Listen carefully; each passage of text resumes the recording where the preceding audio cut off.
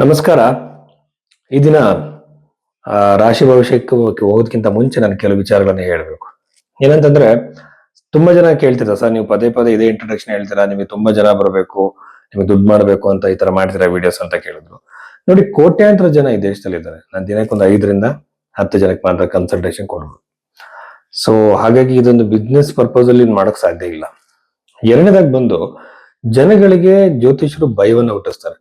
Recent ಆಗಿ ಒಬ್ಬರು ಜ್ಯೋತಿಷರು ಹೇಳ್ತಿದ್ರು, ಏನಂದ್ರೆ ಯಾರೊಬ್ಬರು ನ್ಯೂಮರಾಲಜಿಸ್ಟ್, ಅವ್ರ ಹೆಸರು ಬೇಡ, ನನ್ನ ಕಸ್ಟಮರ್ ಅವ್ರು ನನಗೆ ಕಾಲ್ ಮಾಡಿದ್ರು, ನೀವು ಇಂಥ ಡೇಟಲ್ಲಿ ಹುಟ್ಟಿದ್ರೆ ಹಾಗಾಗಿ ನೀವು ಆತ್ಮಹತ್ಯೆ ಮಾಡ್ಕೊಳ್ತೀರಾ ಅಂತ ಹೇಳಿದ್ರು ಅಂತ. ಇನ್ನೊಬ್ರು ರೀಸೆಂಟ್ ಆಗಿ ಒಬ್ಬರು ಜ್ಯೋತಿಷರು ಮಾತಾಡ್ತಿದ್ರು, ಮೀನ ರಾಶಿಯವರು ಅಥವಾ ಯಾವ್ದೋ ಒಂದು ರಾಶಿಗೆ ಕುಟುಂಬದಲ್ಲಿ ಒಂದು ಸಾವಾಗತ್ತೆ ಅಂತ ಹೇಳಿ. ಯಾವ ಬೇಸ್ ಮೇಲೆ ಇದನ್ನ ಹೇಳ್ತಾ ಇದ್ದಾರೆ? ನ್ಯೂಮರಾಲಜಿ ಜ್ಯೋತಿಷನ ಅಥವಾ ಜ್ಯೋತಿಷದಲ್ಲಿ ಆಯುಷ್ಯನ ನಿರ್ಧಾರ ಮಾಡೋದು ಹೇಗೆ? ರಾಶಿಯಿಂದನೇ ನೀವು ಆಯುಷ್ಯನ ನಿರ್ಧಾರ ಮಾಡ್ಬಿಡ್ತೀರಾ? ಒಬ್ಬ ವ್ಯಕ್ತಿಯ ಆಯುಷ್ಯವನ್ನ ಕ್ಯಾಲ್ಕುಲೇಟ್ ಮಾಡೋ ವಿಧಾನ ನಿಮಗೆ ಗೊತ್ತಿದೆಯಾ? ಯಾವ ತರ ನೀವು ನೋಡ್ತೀರಾ? ಎಷ್ಟು ತರದ ಆಯುಷ್ಯಗಳಿದೆ? ಅಲ್ಪಾಯು, ಮಧ್ಯಾಯು, ಪೂರ್ಣಾಯು, ದೀರ್ಘ, ಇದರಲ್ಲಿ ಯಾವ ಕೆಟಗರಿ ಬೀಳ್ತಿದೆ, ಮತ್ತೆ ದಶ ಪೀರಿಯಡ್ ಯಾವ್ದನ್ನು ಅಪ್ಲೈ ಮಾಡೋದ್ರಲ್ಲಿ ಜನಗಳನ್ನ ಎದುರಿಸಿದ್ರೆ ಯಾಕೆ ಪೂಜೆಗಳು ಮಾಡಿಸ್ಲಿ, ನಿಮ್ಮ ಹತ್ರ ಜಮ್ ಸ್ಟೋನ್ಸ್ ತಗೊಳ್ಳಿ, ಅಥವಾ ನಿಮ್ಮ ಹತ್ರ ಇನ್ನೊಂದೇನೋ ಮಾಡ್ಲಿ ಅಂತನ. ಇದನ್ನ ಯಾವ್ದು ನಂಬಕ್ ಹೋಗ್ಬೇಡಿ. ಅದಕ್ಕೋಸ್ಕರ ನಾನು ಇಂಟ್ರೊಡಕ್ಷನ್ ಅಲ್ಲಿ ಇವೆಲ್ಲ ಹೇಳ್ತೀನಿ. ಜೊತೆಯಲ್ಲಿ ಇನ್ನೊಂದೇನಂತಂದ್ರೆ, ಜಾತಕವನ್ನು ನೋಡೋ ವಿಧಾನ ಜನಗಳು ಫಸ್ಟ್ ತಿಳ್ಕೊಬೇಕು. ರಾಶಿಯಿಂದಾಗ್ಲಿ ಹೆಸರಿಂದಾಗ್ಲಿ ತಿಳ್ಕೊಳಕ್ ಆಗಲ್ಲ. ವೇದಿಕ್ ಅಸ್ಟ್ರಾಲಜಿ ಅಂದ್ರೆ date of birth time correct ಆಗಿರ್ಬೇಕು, ನಿಮ್ಮ ಲಗ್ನ ಕರೆಕ್ಟ್ ಆಗಿ ಗೊತ್ತಿರೋ, ಲಗ್ನದಿಂದಲೇ ಮ್ಯಾಕ್ಸಿಮಮ್ ಬೇರೆದೆಲ್ಲ ಕನ್ಫರ್ಮೇಶನ್ಗೆ. ಲಗ್ನವನ್ನ ತಿದ್ದುವಾಗ ನಿಮ್ಮ ಹಿಂದಿನ ನಡೆದಿರೋ ಘಟನೆಗಳನ್ನ ಹೇಳಿ ಲಗ್ನ ಯಾವ್ದಂತ ಕಂಡುಹಿಡಬೇಕಾಗತ್ತೆ. ಸೊ ಈ ಲಗ್ನವನ್ನ ಕಂಡುಹಿಡಿಯುವಾಗ ಬರ್ತ್ ಟೈಮ್ ರೆಕ್ಟಿಫಿಕೇಶನ್ ಅಂತ ಏನ್ ಹೇಳ್ತಾರೆ, ಇದು ಬಹಳ ಸೂಕ್ಷ್ಮವಾಗಿರೋ ವಿಷಯ. ಇದು ಎಷ್ಟೋ ಜ್ಯೋತಿಷರುಗಳಿಗೆ ಇದು ಬರಲ್ಲ. ಸೊ ಇದಕ್ಕೆ ಪಾಸ್ಟ್ ಇವೆಂಟ್ಸ್ ಹೇಳಿದಾಗ ನಾವು ಅವರಿಗೆ ಜ್ಯೋತಿಷ ಗೊತ್ತಿದೆ ಅಂತ ನಂಬಬಹುದು. ಯಾಕೆಂದ್ರೆ ಭವಿಷ್ಯವನ್ನು ಹೇಳೋದನ್ನು ನಾವು ನಂಬಬಹುದು ಅವಾಗ. ಇದಾದ್ಮೇಲೆ ಪೂಜೆಗಳ ಬಗ್ಗೆನೂ ಅಷ್ಟೇ. ಯಾರು ಕೂಡ ಬಡವ ಶ್ರೀಮಂತ ಯಾವ ಜಾತಿ ಭೇದ ಕೂಡ ಜ್ಯೋತಿಷದಲ್ಲಿ ಇಲ್ಲ. ಯಾವುದೇ ತರದ ಭೇದ ಭಾವ ಇಲ್ಲ. ಇಲ್ಲಿ ಜ್ಯೋತಿಷದಲ್ಲಿ ಇರುವಂತದ್ದು ಕರ್ಮಫಲ ಆಧಾರವಾಗಿ ನಮಗೆ ಸಮಸ್ಯೆಗಳು ಒಳ್ಳೇದು ಕೆಟ್ಟದ್ದು ನಡೆಯುತ್ತೆ. ಕರ್ಮಗಳನ್ನ ಗ್ರಹಗಳು ಡೆಲಿವರಿ ಮಾಡ್ತವೆ. ಗ್ರಹಗಳಿಗೋಸ್ಕರ ಮಂತ್ರ ಜಪಗಳು ಮಾಡಿ, ದಾನಗಳನ್ನ ಮಾಡಿ, ಎಷ್ಟು ಫಿಲಾಂಥ್ರಫಿಕ್ ಆಗಿರುವಂತಹ ಆಕ್ಟಿವಿಟೀಸ್, ದಾನ ಧರ್ಮಗಳ ಬಗ್ಗೆ ಋಷಿ ಮುನಿಗಳು ಮಾತಾಡಿದ್ದಾರೆ. ಎಲ್ಲರಿಗಿಂತ ಮೇನು ನಮ್ಮ ಡೆಸ್ಟಿನಿನ ಒಪ್ಕೊಳ್ಳುವಂಥದ್ದು. ಯಾಕೆಂದ್ರೆ ಜ್ಯೋತಿಷ ಅನ್ನುವಂಥ ಆಧ್ಯಾತ್ಮಿಕವಾಗಿ ವ್ಯಕ್ತಿ ಎಷ್ಟು ಮುಂದುವರಿತಾನೆ ಅಂತ, ಯಾವ ಕಾರ್ ಆಗ್ಲಿ, ಪ್ರಾಪರ್ಟಿ ಇದನ್ನ ಮಾಡ್ತಾನೆ ಅಂತ ತಿಳ್ಕೊಳ್ಳೋದಕ್ಕಲ್ಲ.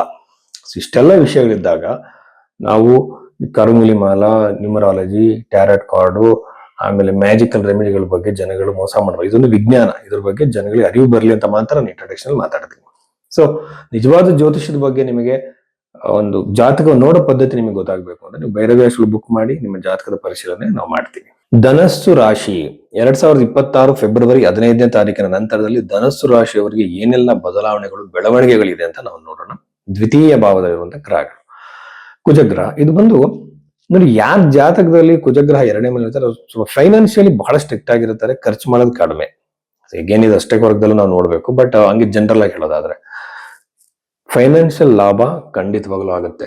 ಹೆಂಗೆ ಅಂದ್ರೆ, ನೀವು ಎಜುಕೇಶನ್ಗೆ ಸಂಬಂಧಪಟ್ಟಂತೆ ಯಾವ್ದಾದ್ರು ಬಿಸ್ನೆಸ್ಗಳನ್ನು ಅಂದ್ರೆ ಕೋರ್ಸ್ಗಳು ಮಾಡೋ ಟೀಚರ್ಸ್ ಆಗಿರ್ಬೋದು, ರಿಯಲ್ ಎಸ್ಟೇಟ್ ಮಾಡುವಂತವ್ರು, ಕಮ್ಯುನಿಕೇಶನ್ ರಿಲೇಟೆಡ್ ಆಗಿರುವಂತ ಬಿಸ್ನೆಸ್ಗಳಿರುತ್ತೆ. ಈಗ ಸರ್ವಿಸ್ಗಳನ್ನ ಕೊಡ್ತಿರ್ತಾರೆ ಕೆಲವರು, ಅವ್ರಿಗೆಲ್ಲ ಅದ್ಭುತಗಳು ನಡೆಯುತ್ತೆ. ಫೈನಾನ್ಷಿಯಲ್ ಸಕ್ಸಸ್ ಖಂಡಿತವಾಗ್ಲೂ ಸಿಗುತ್ತೆ.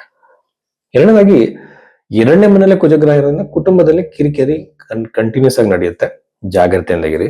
ಕುಜಗ್ರಹ ಇನ್ ಸ್ವಲ್ಪ ದಿನಗಳಲ್ಲಿ ಬದಲಾವಣೆ ಆಗುತ್ತೆ.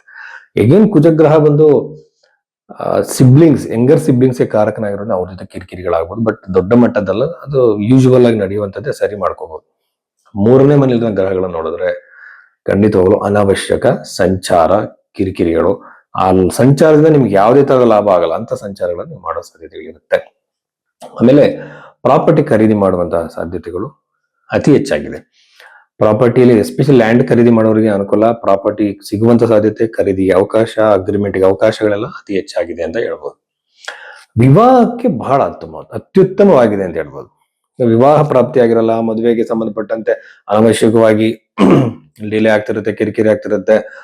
ಮದುವೆ ಆಗುವಂತಹ ಸಾಧ್ಯತೆ, ಎಂಗೇಜ್ಮೆಂಟ್ ಆಗೋ ಸಾಧ್ಯತೆ, ಉತ್ತಮವಾಗಿರುವಂತಹ ಉತ್ತಮವಾಗಿರುವಂತಹ ಒಂದು ಸಂಬಂಧ ನಿಮಗೆ ಸಿಗುವಂತಹ ಸಾಧ್ಯತೆ ಅತಿ ಹೆಚ್ಚಾಗಿ ಈ ಒಂದು ಧನುಸು ರಾಶಿಯವರಿಗೆ ಇದೆ. ಆಮೇಲೆ ಸಂಬಂಧಗಳಲ್ಲಿ ಬಹಳ ಚೆನ್ನಾಗಿರುವಂತಹ ಸಂಬಂಧನೇ ಬರುತ್ತೆ, ಏನು ತೊಂದರೆ ಇಲ್ಲ. ವಿವಾಹ ಪ್ರಾಪ್ತಿಗೆ ಅತಿ ಅವಕಾಶ ಇದೆ. ಆಮೇಲೆ ಸ್ಟೂಡೆಂಟ್ಸ್ಗಳಿಗೆ ಬಹಳ ಉತ್ತಮವಾಗಿದೆ. ಒಳ್ಳೆ ಸ್ಕೋರ್ ನೀವು ಎಕ್ಸ್ಪೆಕ್ಟ್ ಮಾಡ್ತಿದ್ರೆ ಖಂಡಿತವಾಗ್ಲೂ ನಿಮಗೆ ಸಿಗುತ್ತೆ. ಉದ್ಯೋಗಕ್ಕೆ ಅಂತ ನಾವು ಬಂದ್ರೆ ಶನಿ ಗ್ರಹ ನೋಡ್ತಾ ಇರೋದು ಸ್ವಲ್ಪ ವಿಳಂಬ ಮಾಡುತ್ತೆ. ನಿಮಗೆ ಸೂಟೇಬಲ್ ಆಗಿರುವಂತಹ ಜಾಬ್ ಸಿಗದಲೇ ಇರಬಹುದು, ಅನವಶ್ಯಕವಾಗಿ ನಿಮಗೆ ಡಿಲೇ ಆಗ್ಬೋದು.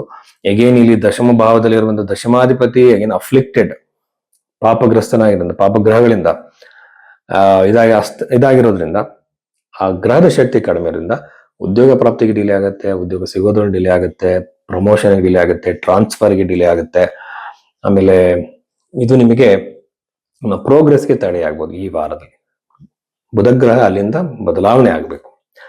ಅದೊಂದು ಧನಸು ರಾಶಿಗೆ, ಮೀನ ರಾಶಿಗೆ ಹೋಗ್ಲಿ, ಅಲ್ಲಿಂದ ನೀವು ಅಭಿವೃದ್ಧಿನ ಖಂಡಿತವಾಗ್ಲೂ ನೋಡ್ತೀರಾ. ಅನಂತರ ಮಕ್ಕಳಿಂದ ಬಹಳ ಸಂತೋಷದ ವಾತಾವರಣವನ್ನ ನೋಡ್ತೀರಾ. ಮಕ್ಕಳಿಂದ ಹಣದ ಲಾಭವಾಗಬಹುದು. ಆಮೇಲೆ ನಿಮ್ಮ ಲೈಫ್ ಪಾರ್ಟ್ನರ್ ಇಂದ ಕೂಡ ನಿಮ್ಗೆ ಬಹಳ ಸಂತೋಷದ ವಾತಾವರಣ ಕ್ರಿಯೇಟ್ ಆಗಿದೆ. ಬಟ್